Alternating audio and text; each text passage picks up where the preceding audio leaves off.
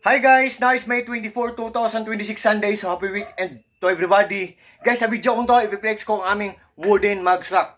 Kahoy lang siya guys, pero believe me or not guys, sa maniwala kayo or sa hindi, very versatile talaga siya or very useful talaga siya kasi very space saving siya. Oh, at saka, very aesthetic siya guys. Oh, wait guys. Oh, one.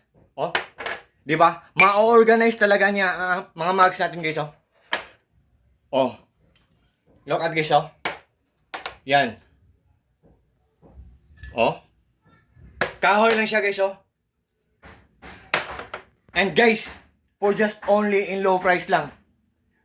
So sa lahat po ng nangangailangan po ng mugs rack dyan, meron namang mga plastic, pero guys, kung hindi kayo nakatry ng wooden, very aesthetic siya, para siyang organic, ganun. Nature siya, di ba?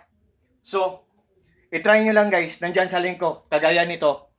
Nandyan sa link ko, kagaya sa product, sa item ko. Ang mura-mura lang guys ha. Tapos, ang ganda-ganda pa. Pero, guys, sa huli kayo pa rin ang magdesisyon. What I mean po, hindi po ako namimilit po. It's up to you po. Kayo lang ang magdesisyon sa huli. Yun. So, yan. So, ibalik natin guys ha. Oh. What you see is what you get. Nothing more, nothing less. Walang labis, walang kulang. Maganda talaga ang wooden mugs rack. Tapos, ma-organize pa ang bagay natin. Tapos, ang pinaka maganda niya, very space saving talaga siya. At, I think, lahat ang masasabi ko sa kanya maganda. Maganda ang accent niya, or maganda ang design niya. Maganda ang quality niya. Tapos guys, maganda pa ang price niya kasi ang mura-mura lang niya. So, guys, can you imagine, makakuha tayo sa ganitong item ng mura lang? Isn't it amazing guys? Isn't it surprising guys? Isn't it exciting guys? Oh, isn't it great? Oh, look at guys, oh. What can you say guys?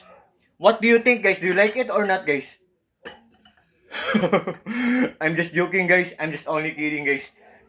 Isn't it?